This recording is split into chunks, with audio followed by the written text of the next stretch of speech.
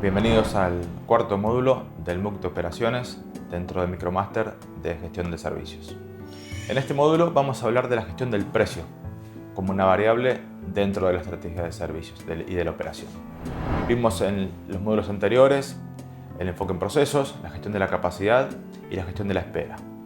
Ahora bien, en general tendemos a pensar que el precio es único, pero hay un concepto que me gustaría introducir y es el de excedente del consumidor. Llamamos excedente del consumidor a la diferencia entre el precio que un consumidor está dispuesto a pagar, en este caso por un servicio, y el precio al que es ofrecido. Ese excedente del consumidor lo podemos entender como valor económico que estamos dejando de percibir por no ofrecer el precio adecuado en el momento adecuado al cliente adecuado.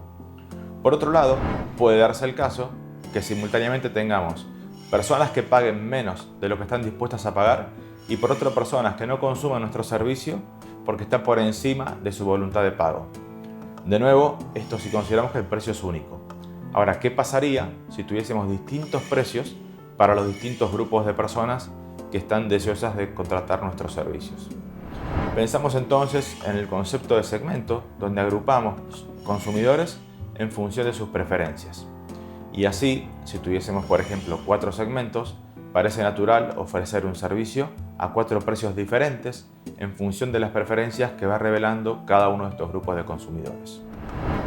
Como dijimos, cada segmento tiene preferencias distintas, lo que hace que cada uno de ellos tenga una distinta percepción de la propuesta de valor.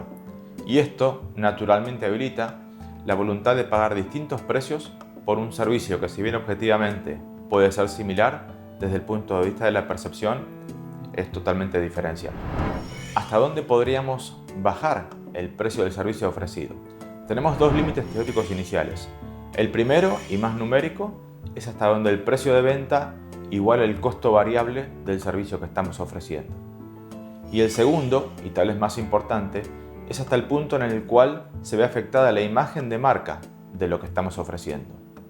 Ahora bien, tenemos una tercera alternativa que combina las 2 primeras y es poder bajar el precio más allá de lo que el límite de la imagen de marca nos sugiere, pero sin afectar la imagen de marca. ¿Cómo haríamos esto? Mediante la utilización de canales opacos. A modo de ejemplo podemos mencionar un sitio web que se llama hotwire.com, donde se ofrecen tickets aéreos, alojamientos en hoteles, automóviles de alquiler a precios sumamente atractivos, pero sin comunicar cuál es la marca que está ofreciendo estos servicios. Básicamente lo que haces aquí es una oferta del excedente de capacidad que tiene cada una de las empresas que brindan estos servicios y que prefiere venderlo a un precio bajo antes que no venderlo y perder el costo variable de esa capacidad instalada. ¿Hasta dónde podríamos subir el precio de un servicio ofrecido? Básicamente, hasta donde esté dispuesto a pagarlo algún cliente.